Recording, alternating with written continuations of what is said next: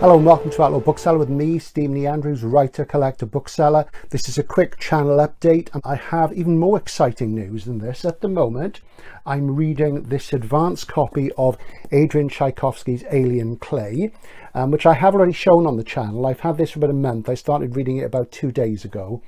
And this is an advanced copy, as I say, it's a B format. Please note that when this is published a little later in the year, it will be a hardcover, probably in the same format as Cage of Souls, probably be a royal hardcover. So don't sort of go out there thinking that you're going to get a paperback. The paperback won't appear till next year. So this is a special advanced copy for people like my good self. And the good news is I'm going to be guest moderator at a bookshop event in England with Adrian. He probably doesn't even know this himself yet. It's only just been sort of discussed and agreed in the last few days, and with Lauren Bukesh. And basically I'm going to be talking to Adrian about this book and his work, and Lauren as well, and we have a little three-way. So if you want to come along to that, that is happening at Waterstones in Bath, which is in Milsom Street in Bath.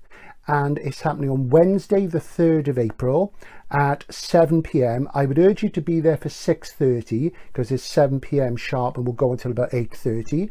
And Adrian and Lauren will be discussing their books with me and signing them. It'll be a great opportunity if you want to meet them. And of course, Adrian is the great world builder, and Lauren, she has a relatively small oeuvre but very, very critically acclaimed. And I'm going to talk about her forthcoming book in another video like this, and once I get a copy, because again I'll be getting an advanced copy of that.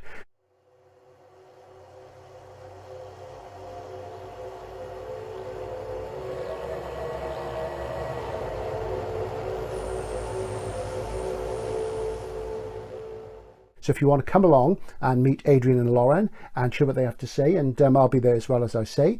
Yeah, so Alien Clay, exciting stuff.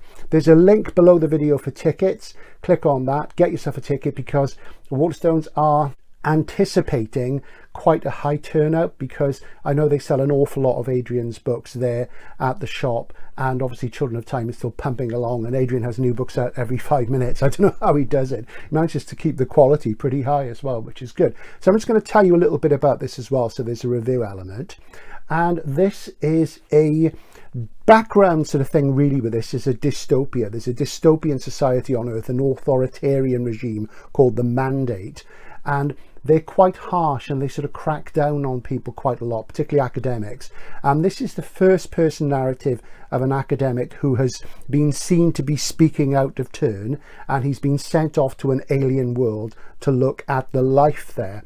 And to get to this planet, which is called Kiln, it does have a sort of longer name, but the inhabitants call it Kiln. It's a 30-year voyage by starship.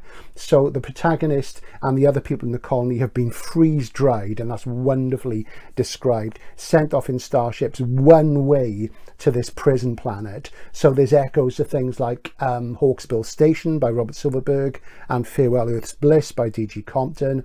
And of course this is written in a contemporary voice, so it moves at quite a clip, and it's a bigger book than you would have got back in those days, but I'm enjoying it thoroughly, as I say. And the academic gets to the planet where he is placed relatively low in the pecking order, but he is initially quite favoured by the camp commandant. And this reminded me of the relationship of the protagonist to the sort of authorities in Gene Wolfe's Operation Ares. Similar sort of thing going on there, which is an interest. I mean, Wolfe's first novel, which not many people actually read, but it is good actually.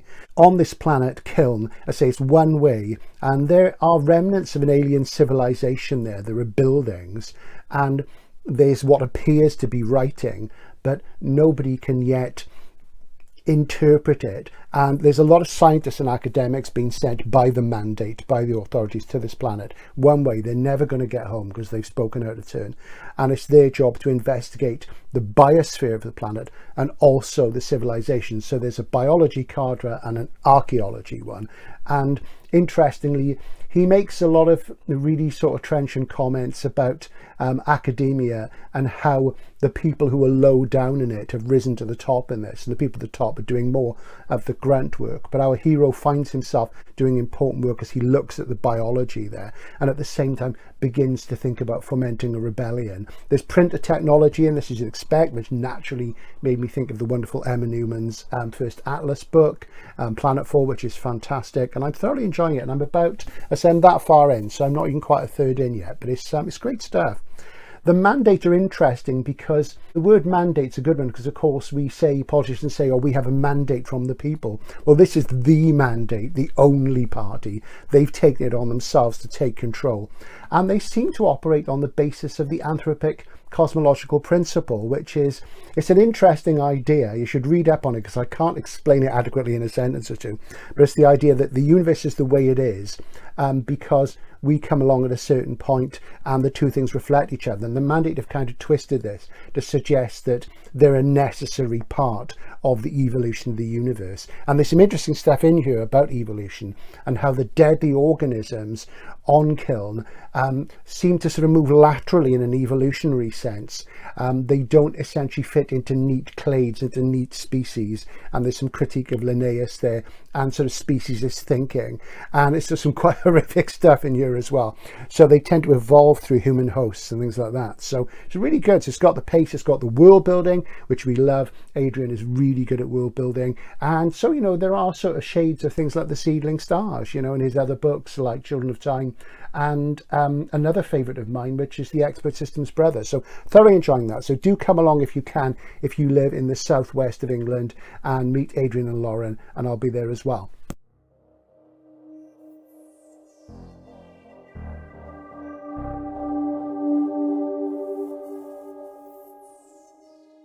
I think that's all for now. I'm just going to say, I don't think I've read any of Adrian's recent works. I remember reading Cage of Souls a while back, which is really nice. And just to remind you again, one of my favourite SF books of the last 10 years, which I've mentioned several times on the channel, people are still not picking it up. They're still sticking with Children of Time. Nothing wrong with that.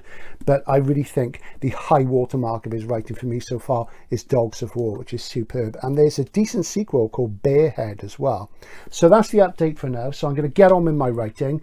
Great to talk to you. Thanks for all the support. There's lots of stuff happening on the channel. I've got a heck of a lot to go on with. I think you'll see this before my next trip to Dorset Bob's, which is happening later this week. And there's other stuff like that coming up. It's just loads and loads going on. So I do hope some of you can come along to that.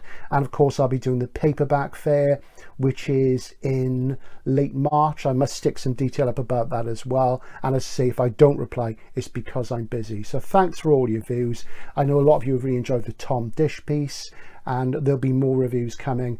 I just don't have a minute. It's really intense at the moment. I'm bursting with ideas and inventiveness and energy, but I'm also still sort of kicking against the polymyalgia and trying to get things together. And you know, it's a busy life as a booktuber. And anyway, I'll leave you guys to it. As I say, it'll be a unique opportunity to get a signed copy of this, and I'll do a full review. What I'll probably do, I'll probably film a little bit of the event and cut a review of this and Lauren's new book in as well, which you'll see popping up throughout the video. Thanks very much, guys. I'll see you again soon. Bye for now.